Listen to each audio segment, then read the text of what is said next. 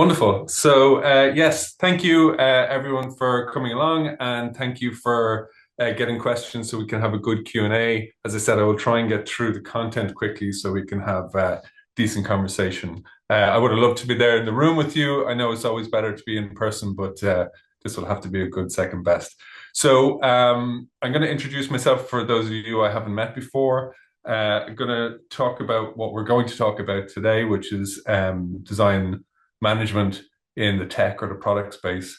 I know you're all studying design management and you're trying to understand the various different differences between the different industries and the application of design management. So we're going to talk about that.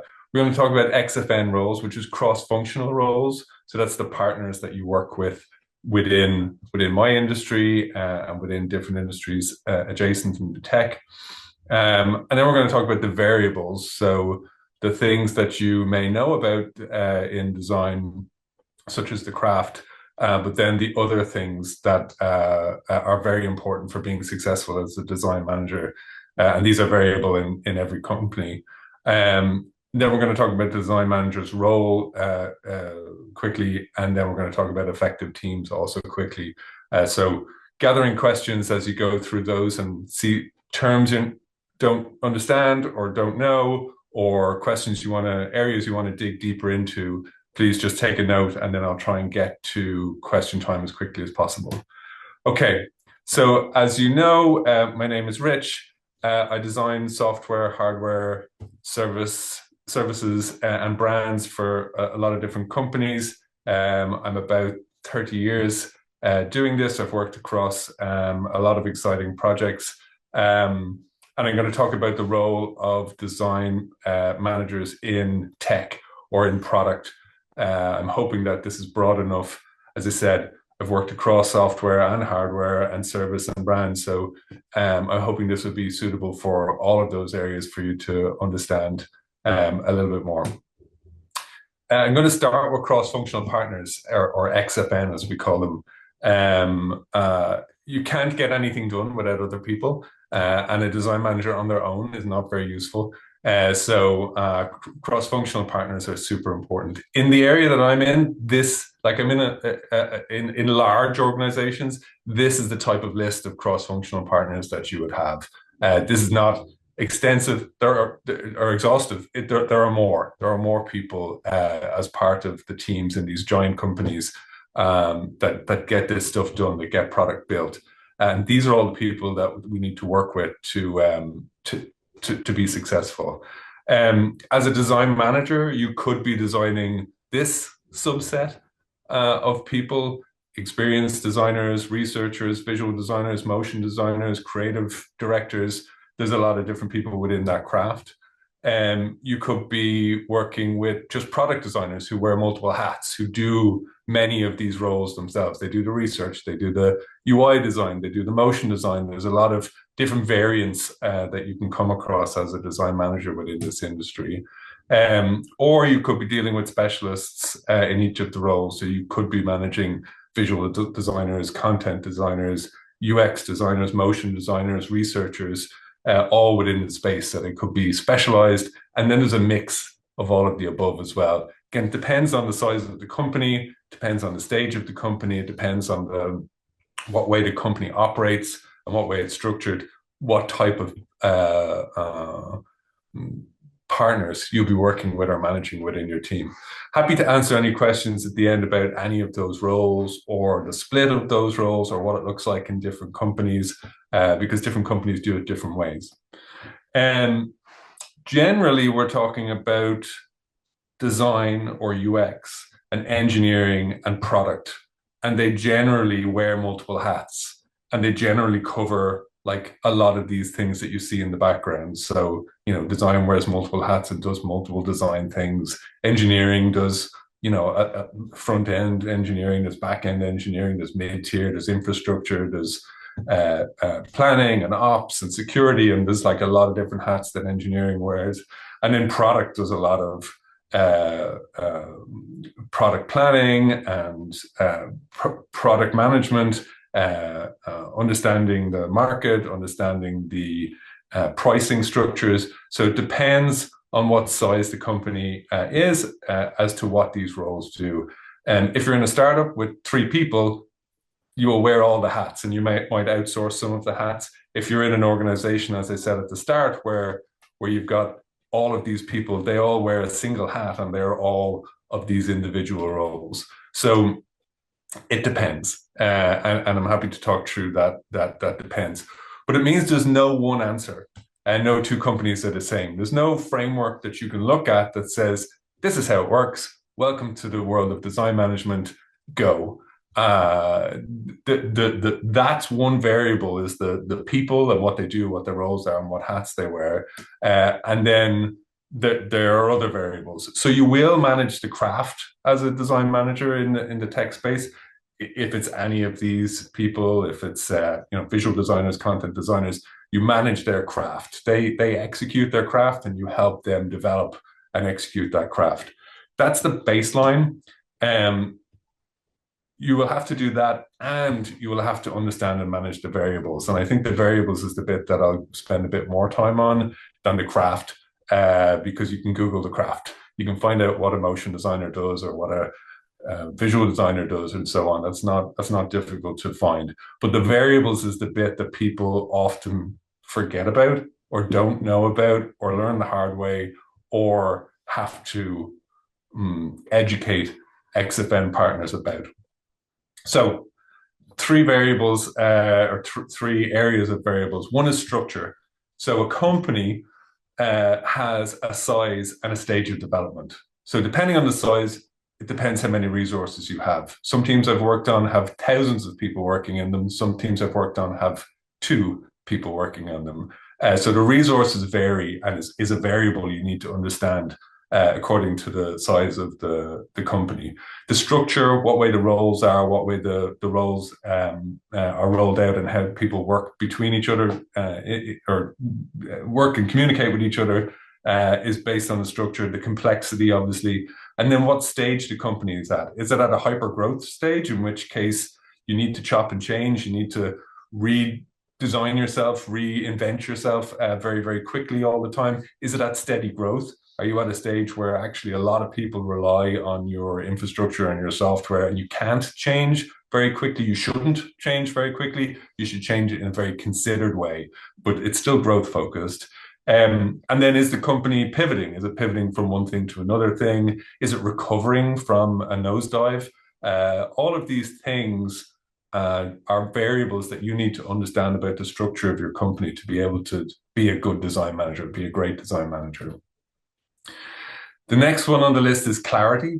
So the roles, the purpose, and the mission. That clarity is a variable within organizations. Are the roles defined, or are they loose? Roles are really just tasks. So you've got a bucket full of tasks. If you've got 3 people in the company, you are all going to have to take some of those tasks up and wear those multiple hats. With AI changing roles, or changing how people perceive roles to be executed, this is something that we're going to have to think a lot more about. Do people do research? Are there more people who do research that aren't traditional researchers in an organization? Are there more people who do design or prototyping or engineering who didn't traditionally do it before? So what way are those roles defined? You'll find companies that have really well-defined crafted roles, and there will be for decades more. There will be companies who have defined roles, and then you'll find companies that are very loose and flexible and change all the time and reinvent their roles. That will always be around. That's not going to change tomorrow. That spectrum will always be there. Gaps in understanding. I might be a design manager, you might be a product manager, they might be an engineering manager. What I understand of those 2 other roles and what they understand of my role, there are gaps in understanding based on what companies people came from before, based on the fact that maybe those roles never worked with your role before, so they have no understanding of what you are. Maybe they hear design manager and they think you make pretty pictures. Maybe you hear product manager and you think, oh, they're just doing the finances. All of that misunderstanding and differentiation in understanding defines culture, defines how successful you're going to be if you don't focus on making clarity there and helping increase clarity there. The company's mission. Is there a mission? Is everyone on the same page as to what you're trying to do and what you're trying to execute? Today's goals, different to tomorrow's goals, different to the mission. Um, and then the user and the business and the employee, are they all aligned?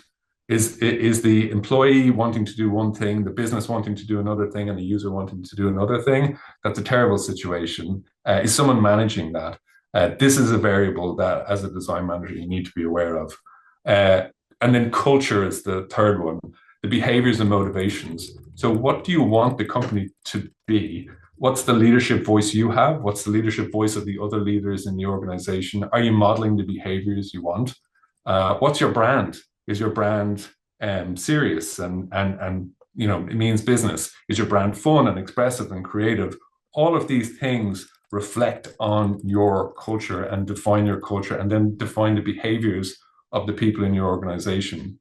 The user's motivations should define your motivations. If the users want to be creative and expressive, yet you're being technical and precise, you've got a mismatch, you've got a friction that you need to be very intentional about. And then talent and hiring, all of that, your voice, your leadership voice, the other leader's voice, the brand that you're portraying, the behaviors that you're modeling, that attracts certain talent. It attracts people who are interested in that type of work. If you want the best talent and the people, you've got to picture the people that you want in your company and exude that as well. They need to see that this is the type of company that they can feel at home in. And then really, like a massively important one is the incentives and recognition structure. What are the incentives? That means both what's the structure of incentives? How are you paying people? How are you giving people bonuses? But also, what are you saying to people? What are you calling out as good design or good results or good impact and bad results, or interesting impact and interesting results you can learn from? All of that language and all of that action as a design manager defines the culture, defines the behaviors, and therefore defines the motivations of the people that are working in the organization. It's your job to understand, evolve, and communicate all of those variables. So where I said before, you'll manage the craft of design, whatever that is, if it's service designers or visual designers or whatever that is, that's the bread and butter. This is the bit that really makes organizations work and rocket and makes products and services that go beyond. This is your role. But a lot of organizations will not be open to that. Not all organizations will think that these are responsibilities of design managers or product managers or engineering managers, but they are. Let's say I stick with that idea of a trinity of design, engineering, and product. When they all care deeply about this, that's when the best things are made. That's when the best cultures are made. That's when the best motion and impact is made. And you do this in partnership with your cross-functional partners. If you try and do it on your own, you're going to run into friction. You can't change the incentive structures on your own. You can change the recognition structures on your own. You can model behaviors, but you're going to create dissonance in an organization if you're not aligned with your cross-functional partners on this type of stuff. So if you're in a leadership position or you're in a managerial position, these are the type of things you're going to need to think about developing and caring for.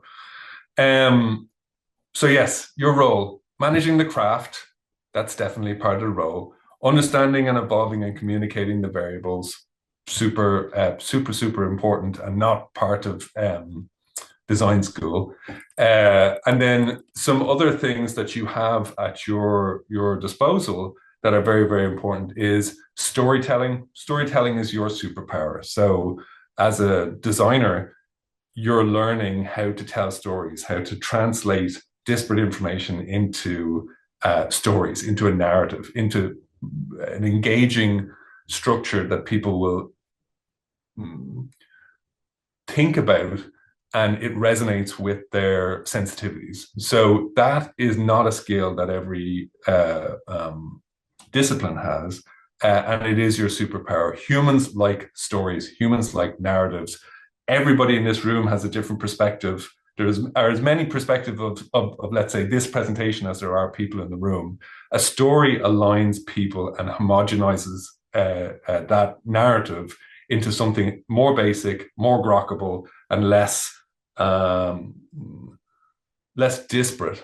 So, and that's what you want. You want people in your organization to be on the same page. And this is a superpower you have and a superpower you can bring to apply to all those variables. You can tell the story of your mission. You can tell the story of your user. You can tell the story of what you value in people who are working there. You can tell the story of your purpose.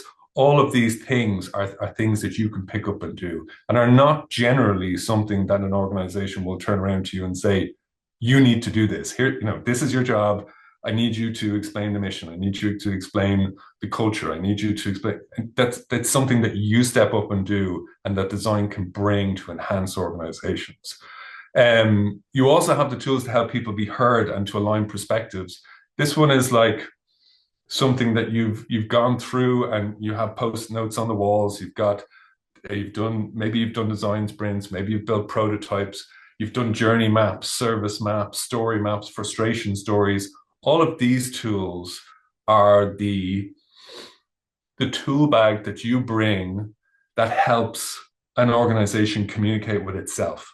So if you have an engineer and a product person and a designer all working towards a certain outcome, they will all have different ideas of what they need to do. That's inefficient, and you may actually be heading in different directions.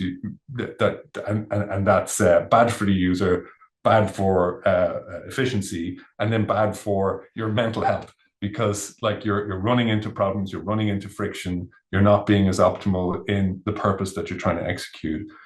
Whereas if you bring people together, let's say in a design sprint, you have the tools to extract their thoughts, to vote on what their ideas are, to have people express themselves, and to have them maybe go into more detail or go higher level or affinity sort, so that you can see where the alignments are and the misalignments are, and then rapidly prototype things so that people can align on what it is that you're all talking about. If you didn't do those things and you just rely on emails and memos, and I'm sure they know what we're all doing because I know what we're doing, that's a recipe for disaster. So design can bring those tools to an organization to help an organization align and execute way more efficiently. Prototypes, that is self-explanatory. Sorry. Okay. So that's important. You need to manage the craft. You need to understand and evolve and communicate the variables. You have some superpowers that you can bring to the organization to help get people on the same page and help execute the right thing. But your number one job, in my humble opinion, is to create effective teams. That's your number one job. Creating beautiful things, that's work. Creating great environments for people to work, that's the multiplier. If you can create, so I'll go through, these are the four things that I try and do within teams that I have to create this effective teams structure. If you can share a clear sense of purpose, there are so many people that are working without a clear sense of purpose. We've had a lot of shaky ground with our relationship with organizations in recent years, with mass layoffs and the idea of what is a company. Is it there to work for me? Am I there to work for it? Do I belong to that company? Is it just a transactional thing? There are lots of philosophical questions we can ask ourselves about it. But I think one of the biggest problems we have in modern work at the moment is the disengagement from the purpose of what you're trying to do. People need purpose. They need passion.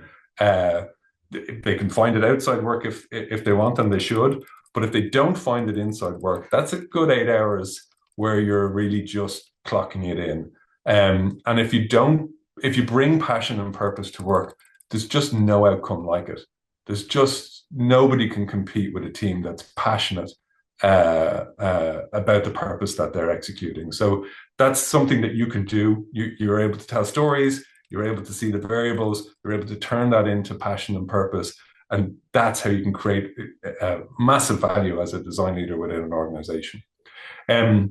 speaking freely, learning and adapting fast. Some of this stuff will seem obvious, but if you are not able to speak and hear other people's voices clearly, you won't get to the answer on your own.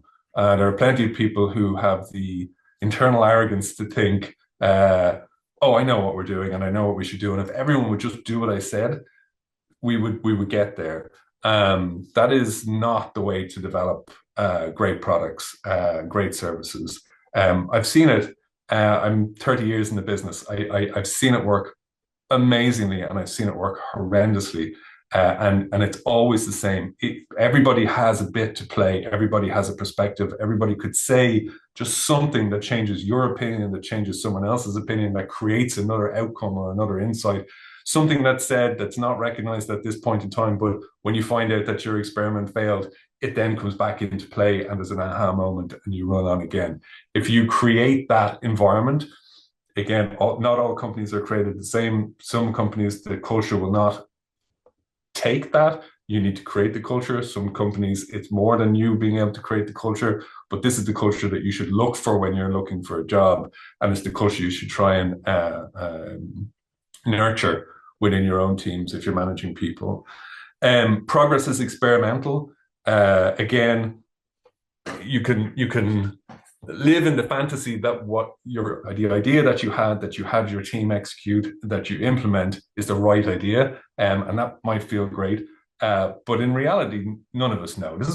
We're all doing all of this stuff for the first time. We don't know why it worked. We think we know why it worked. It's all experimental. It's all hypothesis. You may say, I will do X and the outcome will be Y, and you do X and the outcome is Y, but it might have been for a different reason than you thought it was. So progress is experimental. You have to have an hypothesis, do your research, do your work. Don't freeze on that. Don't spend too much time on it. Just do what you can do, and then release it, measure it, learn, and iterate. You know that process of measurement, learn, and iterate. I'm sure you've been looking at it for quite some time, but if you're ready to hear it, it's actually a massive game changer for a team. But if you play lip service to it and say, yeah, we experiment, we release 1%, 2%, 10%, and so on, and make sure it doesn't break, that's not experimentation. Experimentation is having a hypotheses and then releasing and measuring and learning, and then bringing the learning back and changing again. You don't have to change everything all the time. You can just say, right, we learned this and move on. But it's a key part to staying humble in your product and design and development, and staying open to insights and knowledge that you didn't have. And then care about the people you work with and your users. You could not do that. There's plenty of people who don't, but it just makes for a better life.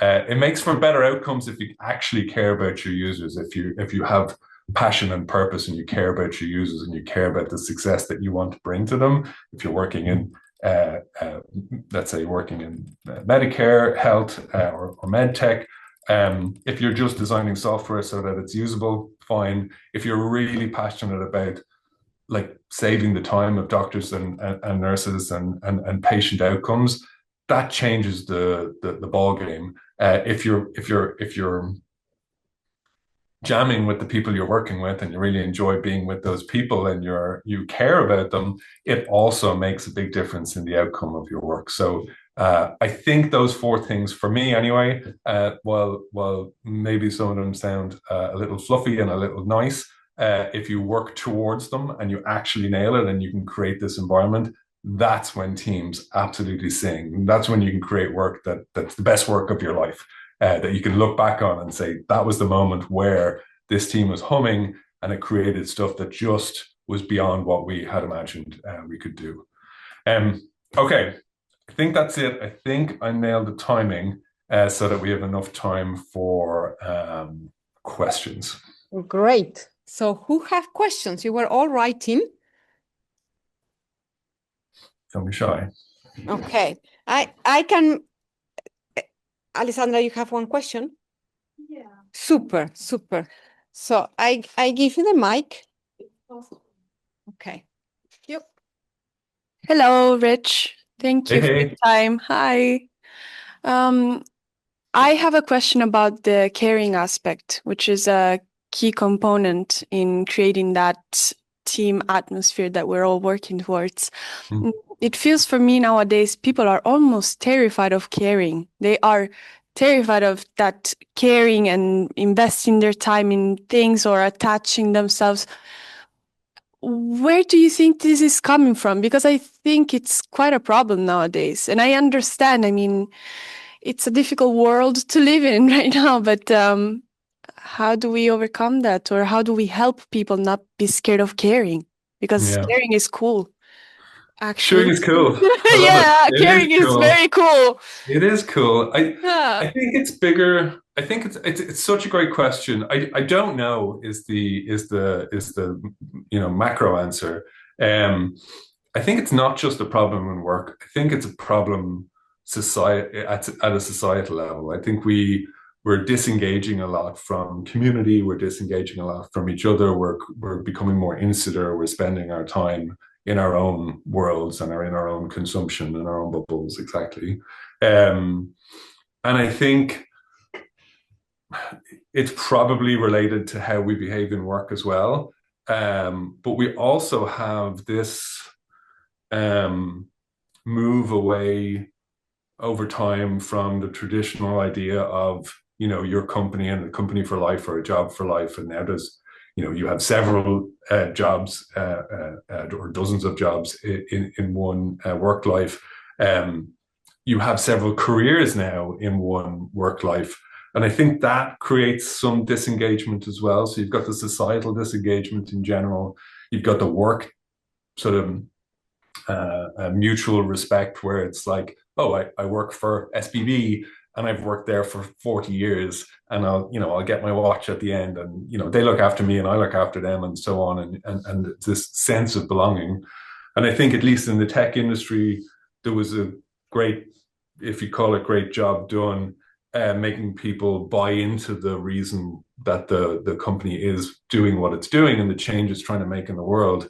And I think in the last 5 or 6 years in my industry at least, that's kind of been shaken to its core with a lot of layoffs and a lot of fear about jobs and redundancies and so on.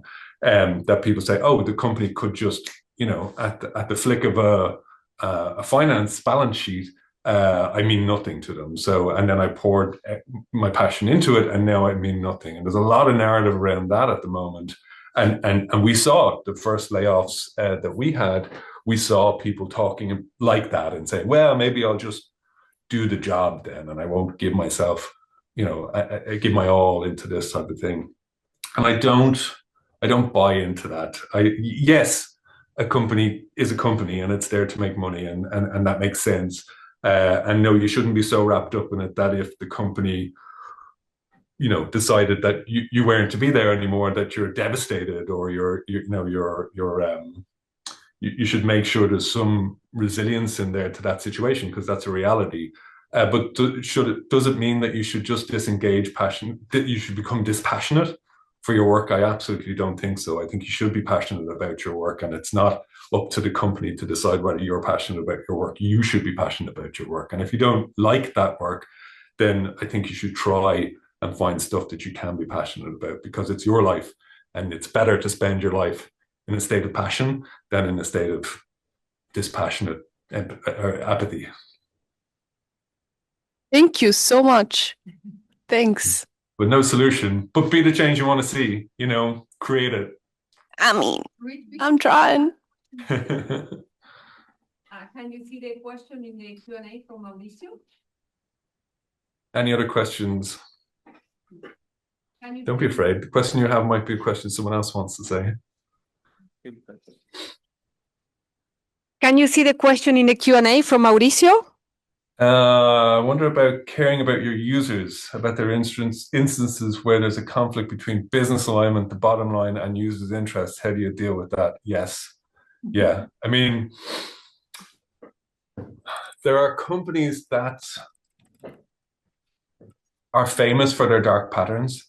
And a dark pattern is like a deliberate design that causes the user to do something that's not in their best interest. It's in the company's best interest in this scenario. There are companies that are very, very good at that, and they create a culture of that. And it's like I said, in the variables, the leadership is saying, and recognizing and rewarding, hey, well done, you did this trick in the checkout process, and it made us 20 million bucks a week. Let's celebrate that and let's recognize that. If that's the culture of the organization, it can be difficult to push back against that and to change that. But you can try and be that change within an organization, or you can leave an organization like that and move to an organization that's more in line with your values. That's an extreme version. That's hey, the company is an evil company. It's out for the company and not for the users. But there's absolutely a variation on that, a spectrum all the way where maybe there's points where you're saying, oh, is this good for the user? Is this good for the company? As a designer and as a design manager, I think it's up to us to try and always find the thing that's good for the company and good for the user. And that's,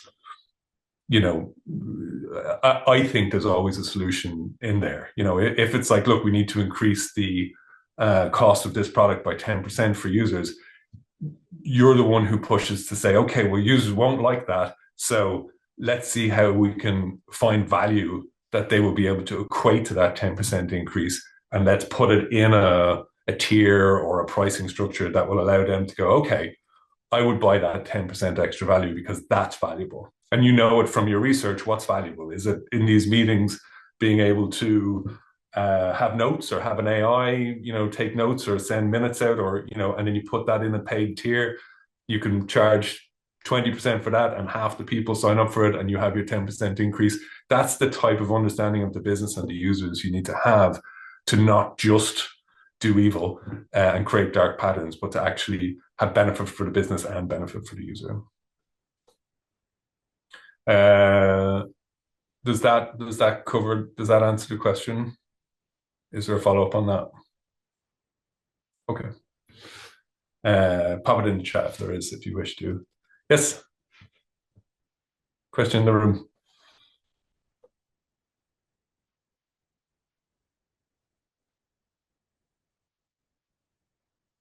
Oh, there is now no audio from the room. I think I did. Yep, there we go. Hello, hello, hello. Can you hear me? Okay.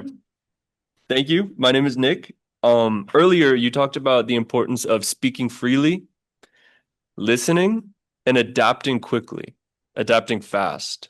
Mm. Can you explain what are qualities of someone who can adapt fast? And how can I even practice adapting fast? It's a great question. I think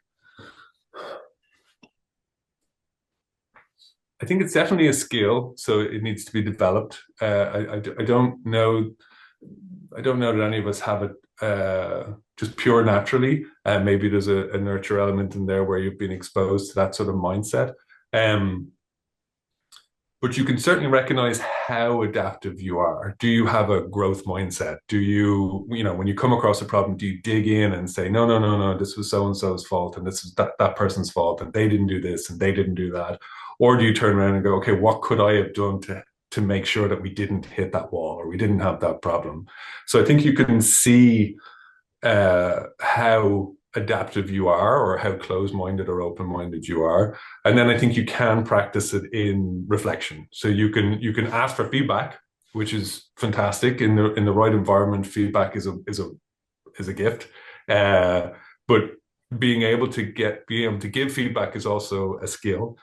So being able to take feedback, someone might not be good at giving feedback. They might say it in a hurtful way or in an awkward way, but trying to find the truth in there, trying to disconnect the opinions with the facts and see, actually, I don't think I did that, but I definitely think they're right there. I think I did that. Or their perception was this. Where did that come from?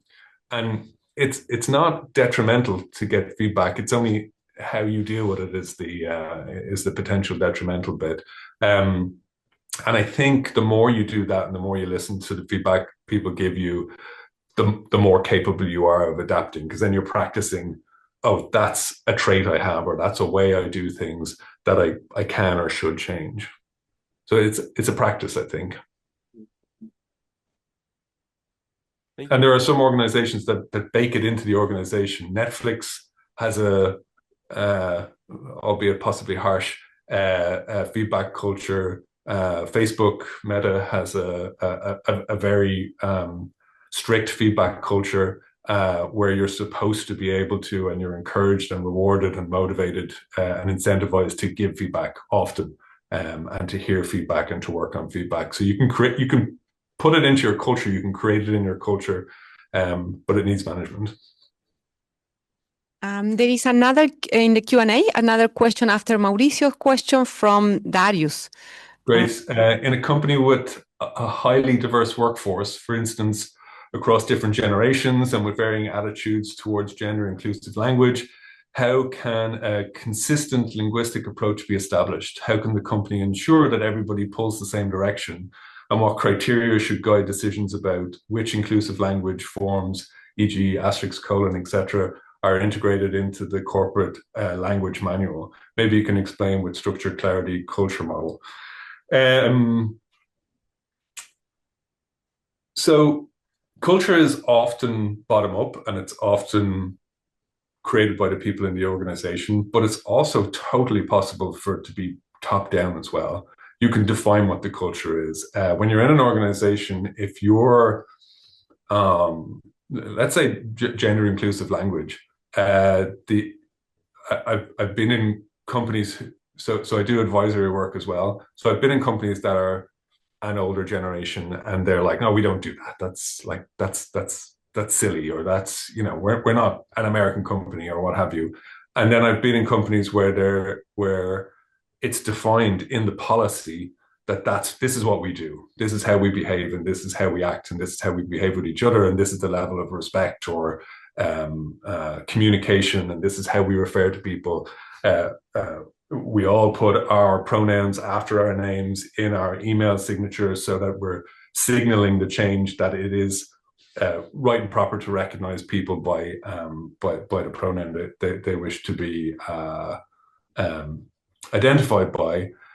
So I think your question is, like, how can we ensure that everybody pulls in the same direction? I think depending on what it is, it can be top down or bottoms up, but inevitably you should be the change that you want to see. If you want that in your organization, then when you speak at the beginning of something, mention your pronouns or model the behavior that you want to see in the organization. The higher up you go, the more you model the change you want to see, the more effective that change will be on an organization. That's the top down. But also, if you're just one of many within an organization, modeling that behavior as well has an effect. So it can become policy, and modeling it is very effective. I hope that helps, Darius. It's a very difficult subject, and there have been changes in, I won't go as far as to say legislation, but in mood and in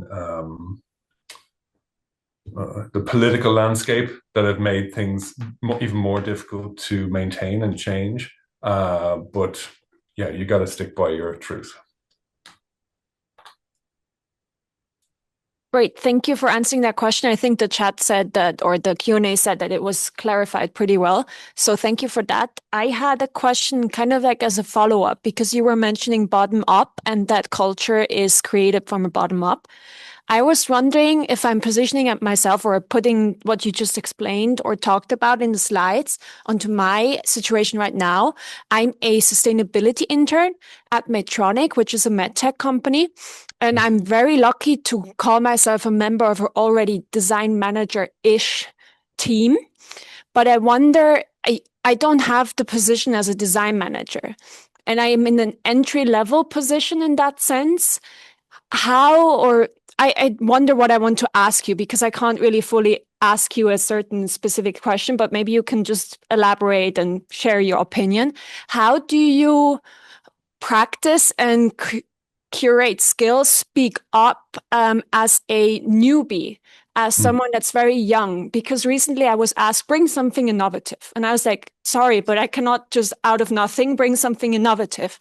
And then how can I push that culture? How can I create it if I don't yet fully understand that culture and people that are more experienced know it better? And this would be better if an interchange. So I wonder, as a design manager that has a top position versus a design manager that comes into a company, is there a change? Is there a difference? Or would you say that mindset and attitudes and skills are universal and it doesn't matter what kind of role you have and function you have in the organization? Was that too complex? Do you have anything in your mind? I hope I understand that. What I heard was in a senior position, it's probably easier to bring innovation or bring change or bring a strong voice to define a culture and to innovate within an organization. But as a more junior position or a less recognized or new or upcoming type of role within an organization, how do you have that same voice? Is it the same skill, or does it need to be developed? Was that Correct. Yes. Yeah, okay. It's definitely the more senior you are, the stronger your voice is. That's the more people listen to your voice. If you say something quietly in a corner and you're the VP of an organization, more people will listen to you than if you're an intern in the corner and you say something. So there is definitely a weight to your experience and your position within a company. In saying that, it's also a skill you need to develop over time. So you need to do it from the beginning so that you can develop your voice in that area. It's not like, well, I'll wait until I'm in this position to have the weight to be able to say these things. You need to develop that from the start. You need to find, and it's better to develop it as an intern, let's say, and make the mistakes and say the things that you shouldn't have said and learn how to say it better and learn what resonates and so on, than being the CEO of the company and saying something that for the first time and shifting your persona into this one that you were holding back for all the years until you got into the right position. So definitely something you should do and practice all the time. And then I think the efficacy part, the role. So when I started, UX didn't exist. User experience design didn't exist when I started in the industry, but it evolved, and we have to understand. And design reinvents itself all the time, or the core of design stays the same, but the application of design changes as the world changes, as technologies change, and that application of design starts at the bottom almost every time. People don't understand it. They say, well, I thought you drew pretty pictures. It's like, no, we're now user interface designers. It's like, oh, okay, so you do user interfaces. And it's like 10 years later, no, we're user experience designers. So it's not just the interface, it's the copy and the flow and so on. It's like, oh, okay, right. Now we're product designers. Like we think about the business and the user, and it's, oh, okay, right. So there's different perspectives on all of those different types of design.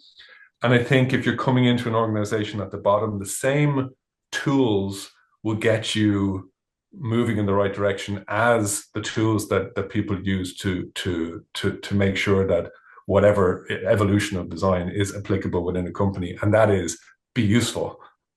So find out what people's motivations are.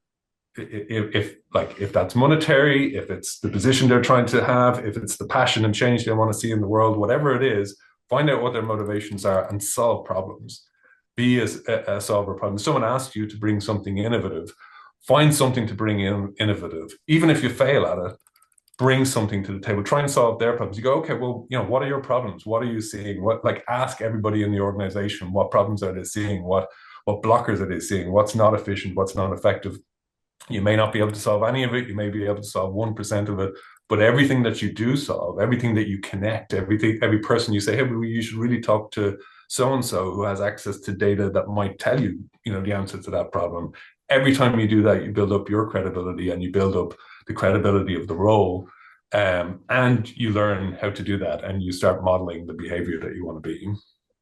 I think that's the real superpower. I think there was a book 20 years ago called The UX Team of One, by, I think it was Leah Bewley. And I remember at the time reading that and that resonating very deeply with okay, you need to be useful, you need to solve people's problems, you need to understand what the problems are, and this is how you become valuable within an organization. And it's how the role UX at that time becomes valuable within an organization. What was the name again of the book? Yeah. UX Team of One, I think it was. Wait, I have a question. That was the book. UX, the User Experience Team of One, and it was Leah Bewley. So one of your strengths is to create super teams. I wouldn't call them effective. I would call them super teams, teams that work very well, that there is a caring situation, that they grow together, and they can do all that they are supposed to do. How do you do that? What's the magic? I think it's the stuff that I said before. It's like, I mean, you need the right people with the right attitude in the team for sure. So hiring is important, but it's a loop. So if you are a really nice team and you're nice people and you're nice to each other and you care about each other and you're genuinely interested and you don't shut people down when they make mistakes, because we all make mistakes, you actually try and dig in and try and help them and learn from them and help them learn from those mistakes and just be nice. That creates an environment where it's a nice team and that attracts more talent that's also nice and tends to weed out bad behavior quite quickly. I think generally we're all pretty nice people. So like people often, when people are not nice, it's a defense mechanism. And if they don't have to have a defense mechanism when they come into a team or an organization, you can get the best out of them and they can get the best out of you, and it's a win-win situation all around. So I think it is just, being decent, helping each other, not judging each other, and then making sure you have the right talent and then develop the right talent within the teams. And I've been super lucky to work with just ridiculously talented people. So if you create the right environment, those ridiculously talented people have a space to get better and grow, and it happens pretty quickly when you're able to see your mistake, like the conversation we were having earlier on. How do you change quickly? If it's an authentic environment, you can see your mistakes, admit to them, as opposed to like locking them in or digging in, and then that just creates phenomenal teams. Thank you. Hello, I have a question. I'm here in the back. Hey. You cannot see me. There we go. So I was wondering, wait, there. So I was wondering, you were telling like when you have the ability to hire people with talent and everything with the right mindset, I would say, what happens if you get into a company as a newbie and you don't find that people in the already group setting or the group dynamic? So how do you deal with that conflict of other people not believing into design management in a way? Yeah, I mean, that's a huge question. It's like, I'll resist saying, well, leave, bring your talent, your wonderful talent and your behavior to a company that recognizes that and that will resonate with your talent. That's the easy one. The second level to that is don't get stuck there. Like, I think you should attempt to make the change and you should attempt to be valuable and the stuff I'll say next, but don't get stuck there. Don't stay there for a decade, banging your head against the wall, trying to change an organization to the degree that it can't be changed or that you can't change it, because it's a waste of your talent. It's a waste of your attitude. It's a waste of your passion to be there. And then the third level is do try. Organizations need design, and design management is a change maker, and it is something that can go to an organization and make that change. So try. I've been in companies where I've tried and failed. I've been in companies where I've tried and succeeded.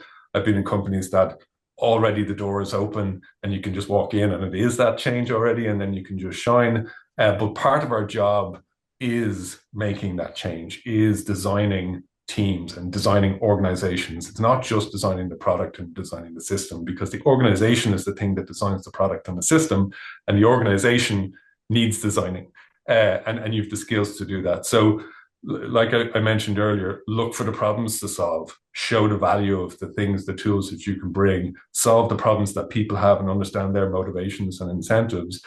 That then gets you the recognition that the role is useful and valuable, and that should start to change the perception of that role within an organization. It's hard though, and sometimes it's soul destroying, depends on the organization.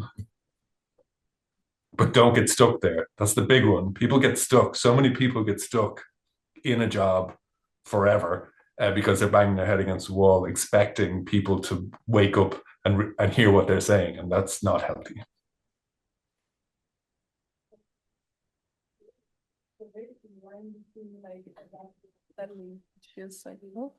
No, sorry. That's something amazing. No, it feels like it's a double-edged sword, right? If you have the capacity to adapt, it's a very thin line between adapting and settling.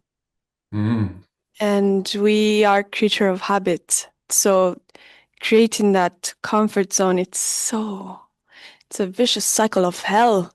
Yeah. Yeah. And I'm like, what? That comfort zone can be really uncomfortable. That comfort zone can be the most difficult work you've ever done in your life, and the most unrewarding work you've ever done in your life.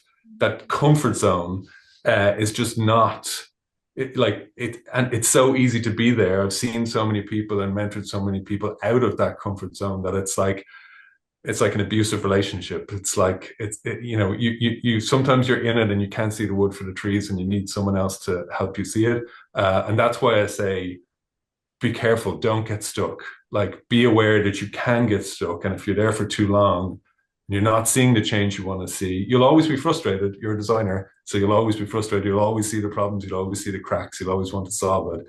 But there's a line between nothing moving, nothing changing, and the culture staying the same, and you just living out a decade in that job.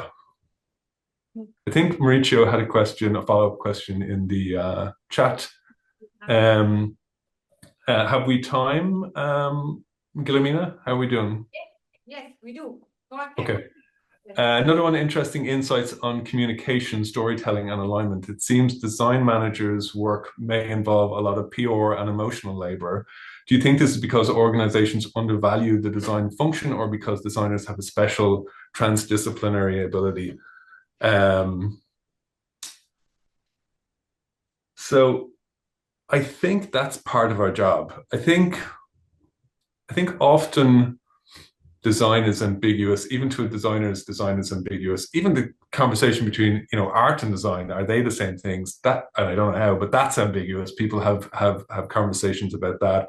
I think design is not well understood by designers or by non-designers. Maybe there's as many opinions of design as there are designers and non-designers in the world. My perspective on design is that, as I said, there's a craft to design. There are tools that help move things along, and there's change that needs to be made.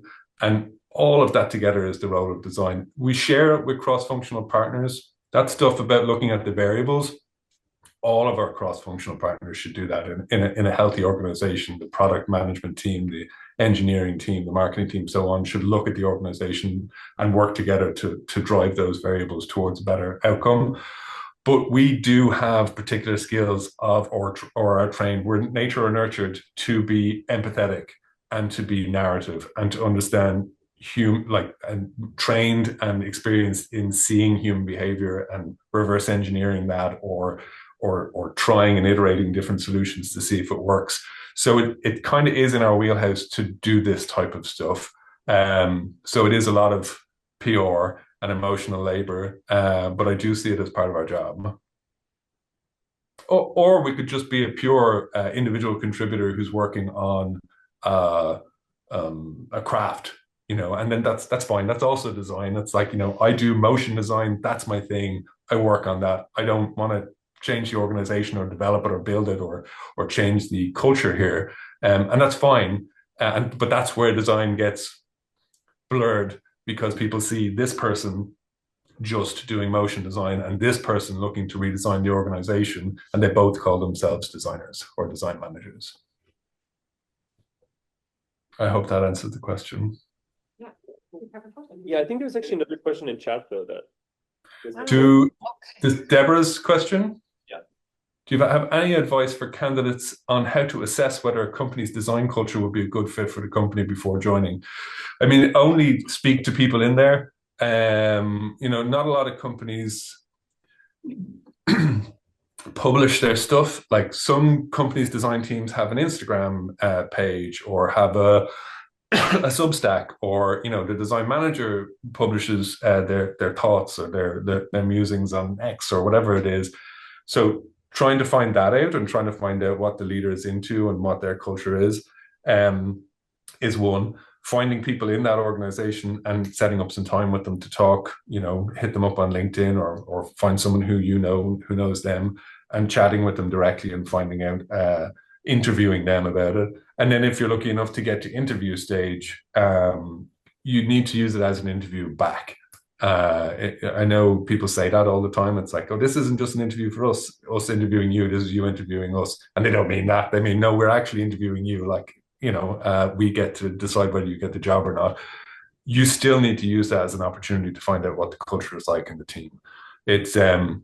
It looks good on you as well if you're genuinely interested in what the team culture is and what the difficulties are. Like, good team culture doesn't mean perfect team, far from it. There's still challenges within a team, and any leader who you're speaking with, who you're interviewing with, if you say, what are the challenges within the team? Where is the culture not actually showing up the way you want it to show up? Where are the rough edges? Where are the hot spots? If they say, no, it's great, it's just the best place to work, I'm just happy all the time, then I'd probably exit stage left quite quickly, because that is probably not true. Or they're so blind to the issues within the team that that's the cultural problem. But if they're able to tell you where the cultural problems are and what they're doing about it and how they're thinking about it, that tells you whether it'd be a good fit for you or not. You're like, yeah, I would be frustrated with that too. I would try and change that. I like what you're talking about here. I think that's the best way to do it. So yeah, try and read and see what they post. Try and connect with someone who knows someone so you can speak with them. And if you get to interview stage, interview them as well. Okay. Yeah. We have one more question. Cool. And how much time do we have left? You are I'm not the organizer. I don't have a clock. Okay. I have two questions. I have a design manager question and then a fun YouTube question. Because you work for YouTube, right? I consult to Google at the moment. Yeah. Okay, so maybe I'll leave that one too, and we can leave that one. So I can probably speak more freely about YouTube now. Yeah. Okay. So the design manager question is, with cross-functional teams, how do you facilitate the mutual learning between the teams? And can you get to a point where people feel like they're getting value from giving knowledge? And can they see maybe even shorter term benefits from this?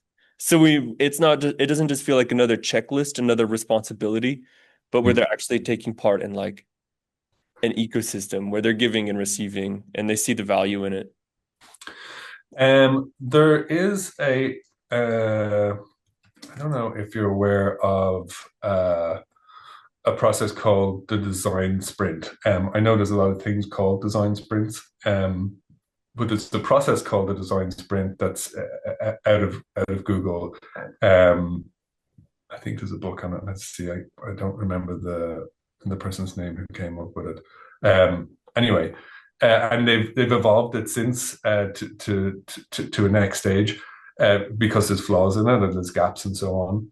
But I think the intent of a design sprint is to bring together disparate people and share their perspectives in a manageable way, in bite-sized ways, that it's valuable to the group and that the group can consume, iterate, have their say, have their voice heard, and then wean out the best solutions.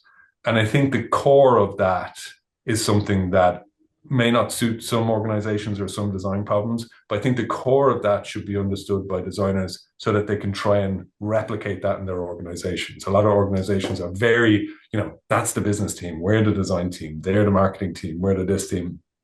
Getting them together and having lightning talks, like a 10-minute talk from the marketing person, a 10-minute talk from the salesperson, a 10-minute talk from the customer service person, a 10-minute talk from the designer, a 10-minute talk from the engineer. That's a way of injecting your value into the organization in a way that's quick, that has demonstrable value straight away, and is not just another overhead, because it's actually a valuable exercise in itself. Thank you very, very much. Let us wrap up because we have passed the hour. Amazing. Thank you. In 24 hours, you managed to do a presentation. That was a lesson. So thank you very much. I very much enjoyed it. And thank you all so much for engaging and asking questions. It makes a much more interesting session than me talking.